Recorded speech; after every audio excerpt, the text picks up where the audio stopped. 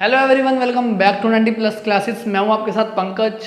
बच्चों, आज आपकी फिर क्लास 12th की वीडियो आ गई है चैप्टर सेकंड की। चैप्टर फर्स्ट हमने पूरी तरह कर लिया था कंप्लीट सारे टॉपिक, बस उसके अब हमने एमसीक्यू और केस स्टडी करने थे। आज हम स्टार्ट कर रहे हैं चैप्टर 2।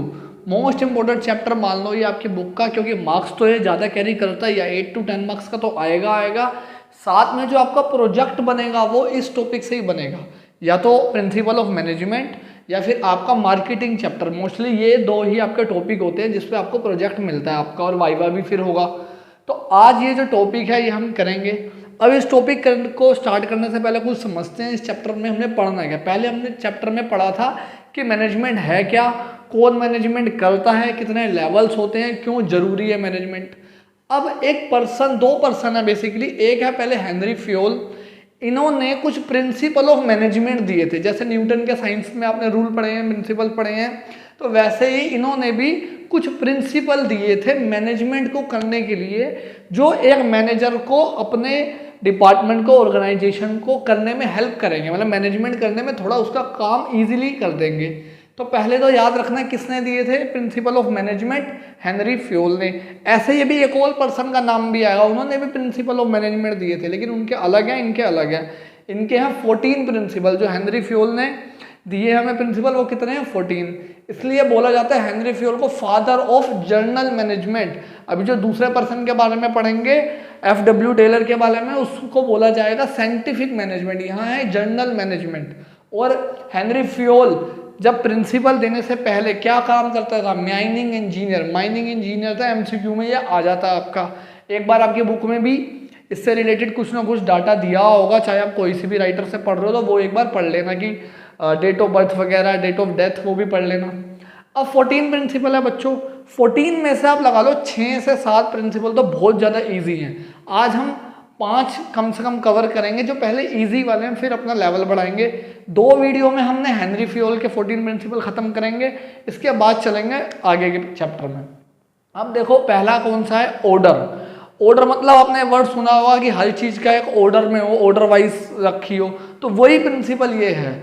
इसमें हेनरी फ्योल ने क्या कहा, in an organization there should be a place for everything और या फिर everyone, and everything should be at its right place. उन्होंने बोला कि एक कंपनी में, एक ऑर्गेनाइजेशन में हर चीज़ की और हर इंसान की एक फिक्स्ड प्लेस होनी चाहिए, कि भाई प्रोडक्शन वाले से रिलेटेड जो भी काम है प्रोडक्शन डिपार्टमेंट में ही मिलेगा, परचेज वाले से परचेज डिपार्टमेंट में ही मिलेगा, और उससे रिलेटेड जो पर्सन है, जो प्रोडक्शन डिपार्टमेंट का पर्सन है, उससे रिलेटेड वर्कर है, तो वो उसी डिपार्टमेंट में होना चाहिए। उस पर्सन की भी राइट प्लेस होनी चाहिए और एक जगह पहले से ही फिक्स होनी चाहिए कि उसे वहाँ हो। जैसे आप अपने स्कूल में लाइब्रेरी में जाओगे तो लाइब्रेरी में भी तो हर जगह सबकी एक जगह फिक्स होती है ना, कि भाई लाइब्रेरी में आप जाते हो, एक कॉमर्स सेक्शन होता है, साइंस, आर्ट्स, ऐसे ह्यूमैनिटी बटा होता है, फिर कॉमर्स में अकाउंट्स, इकोनॉमिक्स। तो हर अब इकोनॉमिक्स वाली बुक्स अगर साइंस वाले कॉलम में पढ़ी है, साइंस वाले पार्ट में पढ़ी है, तो प्रॉब्लम होगी, तो बच्चा ढूंढता ही रह जाएगा। तो ऐसा नहीं होना चाहिए, हर चीज़ की एक फिक्स जगह होनी चाहिए और वो जगह वहीं होनी चाहिए। इससे क्या होगा, आपका टाइम बचेगा। अगर कोई टूल्स है, आपने उसको उठाया, यूज़ किया और कहीं वहीं छोड़ दिया, आपने उसको अपनी जगह पे नहीं रखा, तो जो दूसरा वर्कर उसे ढूंढने आएगा वो तो उसको वहीं ढूंढ रहा होगा ना जहाँ उसकी प्लेस है। फिर आप उसे ढूंढते रहोगे। घर में भी यही करते हो ना, आते हो स्कूल से, सॉक्स उठाई फेंक दी, फिर नेक्स्ट डे मम्मी नहीं मिल रही, फिर मम्मी क्या बोलती है, अगर मैंने आके ढूंढा और मुझे मिल गई, फिर देख लियो तेरा क्या हाल होगा। तो वही बचने के लिए, टाइम बचाने के लिए, टाइम वेस्टेज नहीं होनी चाहिए, उसके लिए एक प्रिंसिपल दिया था हेनरी फ्योल ने, जिसे बोला गया था प्रिंसिपल ऑफ ऑर्डर। अब ऑर्डर 2 तरीके से है, एक है मटेरियल ऑर्डर, ये ऑर्डर लिखा हुआ है, और एक है सोशल ऑर्डर। मटेरियल ऑर्डर मतलब जो थिंग्स हैं, जो चीज़ें हैं, मार्कर, पेन, पेंसिल, ये सारी चीज़ों को जब हम अरेंज करते हैं एक स्पेसिफिक जगह पे, उसे बोलते हैं मटेरियल ऑर्डर। सोशल ऑर्डर मतलब जब हम लोगों की बात कर रहे हैं कि इस पर्सन की जो ड्यूटी है, ये जो पर्सन है इस डिपार्टमेंट से रिलेट करता है, तो ये यहाँ मिलेगा। जैसे आप स्कूल में गए या किसी और जगह में गए, डॉक्टर के पास जाओ, मान लो कोई हॉस्पिटल जाता है, तो वहाँ पे न्यूरो वाला अलग होता है, गैस वाला अलग होता है, हर सबके अलग अलग होते हैं। तो अगर आपने न्यूरो वाले डॉक्टर से मिलना है तो आप न्यूरो वाले डिपार्टमेंट में जाओगे ना, तो वो बात यहाँ पे कर रहा है ये था एक प्रिंसिपल। आज देखो बहुत इजी सा है, एक बार आपने इसको बुक में रीड कर लिया ना, ये वर्ड्स जो लिखे हैं, जैसे ये वर्ड्स हैं, ये वर्ड्स आपने पकड़ने हैं, यही केस स्टडी में वर्ड्स आते हैं, उसी वर्ड से आप कर पाओगे। अदरवाइज ये प्रिंसिपल है तो इजी, बट कंफ्यूजन भी कर देते हैं। सेकंड है इक्विटी। अब ये वर्ड भी आपने हर बार सुना होगा, ये अकाउंट्स वाला इक्विटी नहीं है जो आप इक्विटी शेयर पढ़ते हो, ये इक्विटी जो हम इक्वल की बात करते हैं। तो इक्विटी वाला प्रिंसिपल क्या कहता है, manager should be fair and impartial, partial होना नहीं होना चाहिए मतलब, और इम्फेयर होना चाहिए, while dealing with the subordinate. अगर एक मैनेजर अपने सबऑर्डिनेट से डील कर रहा है तो उसको भेदभाव नहीं करना कि ये मेरा वो है, मान लो कोई रिश्तेदार है, भाई है, तो उसको ऐसा नहीं होना चाहिए। जेंडर बेस भी नहीं करना उसने इक्विटी में भेदभाव, एज वाइज भी नहीं करना और रिलेटिवली भी नहीं करना, तीनों नहीं होने चाहिए, बिल्कुल फेयर होना चाहिए चाहे कोई भी हो। जैसे स्कूल में भी आपके होता है, कुछ चहीते बच्चे होते हैं मैडम के, तो मैडम कभी कभी हो सकता है ना भेदभाव कर देती है, आप लोग उसे बोलते हो यार मैं मैडम का चमचा बन के घूमता है, तो ऐसा नहीं होना चाहिए, सबके साथ फेयर होना चाहिए। आगे क्या लिखा है, और employees in a similar position, जो सिमिलर पोजीशन के एम्प्लॉयज हैं should be treated in a same work, same manner या सेम वे। जो सेम डिपार्टमेंट के सेम लेवल के वर्कर हैं उनको सेम ट्रीट किया जाना चाहिए। ऐसा नहीं होना चाहिए एक को बहुत ज़्यादा आप सैलरी दे रहे हो, एक को कम दे रहे हो, दोनों की क्वालिफिकेशन भी सेम है और एक्सपीरियंस भी सेम है, तो ऐसा नहीं होना चाहिए। All employees should get a fair treatment in case of reward और पनिशमेंट। जब आप रिवॉर्ड दे रहे हो, जो आपका वो था, मान लेते हैं एम्प्लॉई था एक जो आपका रिलेटिव है, भाई बहन है, कुछ भी कजन वजन लगता है, उसको तो आपने अच्छा रिवॉर्ड दे दिया, लेकिन जब किसी और एम्प्लॉई को देने की बारी आई तब आप छोटा मोटा रिवॉर्ड दे रहे हो, तो ऐसा नहीं होना चाहिए। और ना ही पनिशमेंट में ऐसा होना चाहिए। घर में भी कभी कभी ऐसा करते हैं ना घर वाले, या हमें ऐसा लगता है कि ये बड़ा भाई है तो इसको ज़्यादा रिवॉर्ड, या छोटा है तो उसको ज़्यादा होता है, ऐसा फील होता है आपको, तो ऐसा नहीं होना चाहिए। ये हमारे प्रिंसिपल में हेनरी फ्योल ने बोला था। ये हो गए दो प्रिंसिपल। अब करते हैं दो प्रिंसिपल और। तो देखो बच्चों, अब क्या है हमारा third principal, remuneration of employees. Remuneration मतलब अकाउंट्स में भी आपने पढ़ा होगा, जो उनको सैलरी मिल रही है, वेजेस मिल रही है, जो भी उनको पेमेंट मिलती है उसको बोलते हैं रेम्यूनरेशन।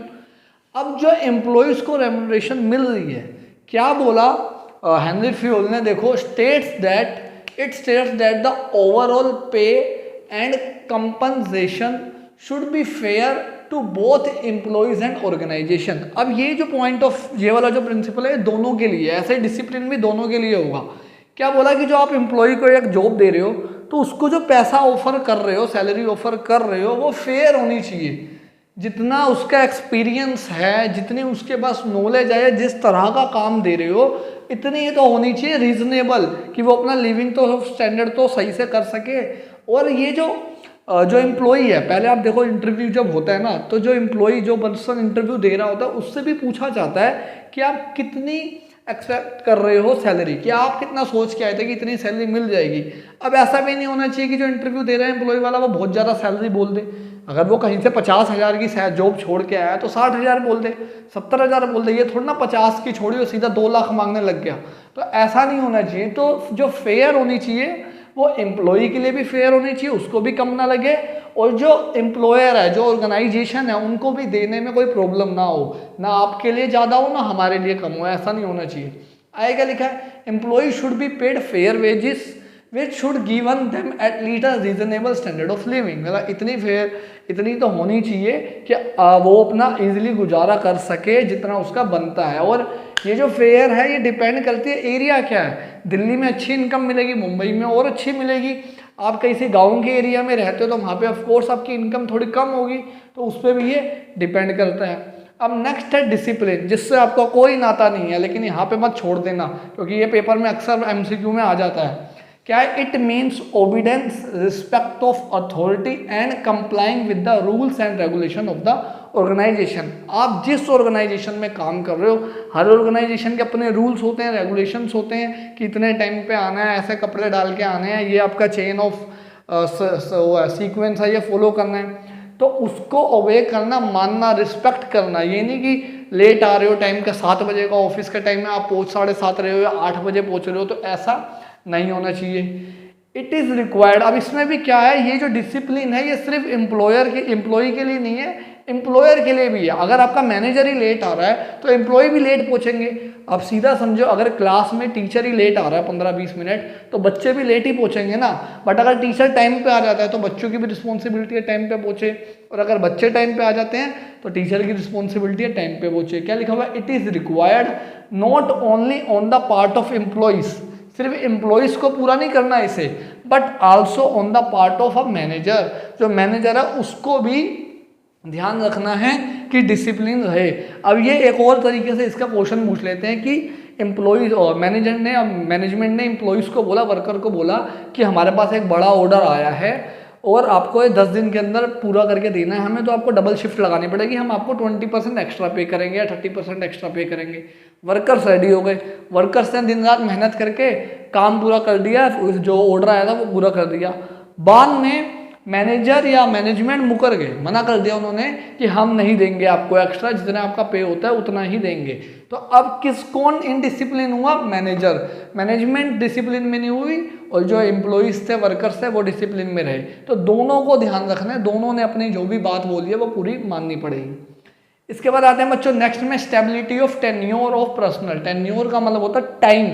अब एक बात समझो, मान लो आप कहीं भी क्लासेस लेते हो, वहाँ पे टाइम है, एक क्लास का अकाउंट्स की क्लास का मान लेते हैं 5 बजे का टाइम है शाम के। एक दिन 5 बजे हुआ, नेक्स्ट डे मैसेज आ गया कि क्लास का टाइम है 6 बजे, आप 6 बजे चले गए। नेक्स्ट डे फिर 5 बजे हुआ, 10 दिन बाद फिर टाइम चेंज हो गया, 4 बजे हो गया, 4:30 हो गया, ऐसे चेंज होता रहा कॉन्टिन्यूसली। तो क्या आप एक फोकस कर पाओगे? टाइम पे नहीं कर पाओगे, स्टडी पे भी नहीं कर पाओगे और आपका पूरा शेड्यूल बिगड़ जाएगा। तो उसी से रिलेटेड ये प्रिंसिपल है। इस प्रिंसिपल में क्या बोला गया? देखो, the period of a service in a position should be fixed and employees should not be moved or rotate from their position very frequently। बार बार एक एम्प्लॉय की पोजीशन चेंज नहीं होनी चाहिए। अगर वो एक डिपार्टमेंट में काम कर रहा है तो एटलीस्ट उसको 3 महीने, 6 महीने, 1 साल वहाँ पे काम करने दिया जाए, उसे सीखने दिया जाए अच्छी तरीके से। अगर आप बार बार उसका ट्रांसफ़र करोगे तो वो एक जगह पे फोकस ही नहीं कर पाएगा।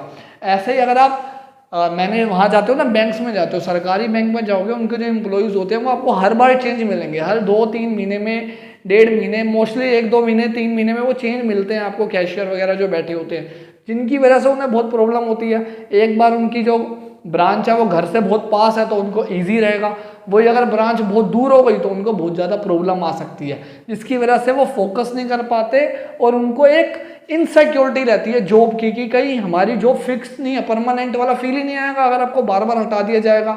अगर आपकी ट्यूशन की टाइमिंग भी बार बार चेंज होगी तो आपको ऐसा लगेगा ना कि ये सीरियस होके नहीं पढ़ा रहे, इनका कोई शेड्यूल नहीं है। तो ऐसा नहीं होना चाहिए, जिसकी वजह से एक और चीज़ वर्ड आती है, बुक में लिखी होगी, एम्प्लॉय टर्नओवर बढ़ जाता है। एम्प्लॉय टर्नओवर मतलब बार बार नए एम्प्लॉयज़ लाने पड़ रहे हैं, रिक्रूटमेंट का खर्चा हो रहा है। एक एम्प्लॉयज़ आपने एक डिपार्टमेंट में रखा, उसको हटा दिया, फिर उसकी जगह जो खाली हुई है उसके लिए नया एम्प्लॉय लाओगे, तो ऐसे बहुत कॉस्ट होती है। तो ये बहुत इंपॉर्टेंट होता है कि फिक्स जगह हो सबकी, ताकि कंपनी की कॉस्ट ऑफ रिक्रूटमेंट भी बचे। ये थे बच्चे आपके 5 प्रिंसिपल हमने कर लिए आउट ऑफ 14। नेक्स्ट क्लास में पूरे 14 के 14 खत्म कर देंगे, मतलब जो रिमेनिंग बच गए हमारे 9, क्योंकि वो इम्पोर्टेंट है। वैसे तो वो बड़े वाले हैं, इनसे बड़े ही हैं वो, बट उनके लिए पूरी वीडियो बड़ी बनेगी। ये थोड़े इजी थे, वो थोड़ा वो देना था, इंट्रो देना था चैप्टर का, इसलिए इन्हें ये 7 कवर कर दिए। तो मिलते हैं बच्चों नेक्स्ट वीडियो में, और जल्दी ही जो हमने चैप्टर 1 किया था उसके MCQ भी आपको वीडियो में अपलोड कर दूंगा। Thank you everyone.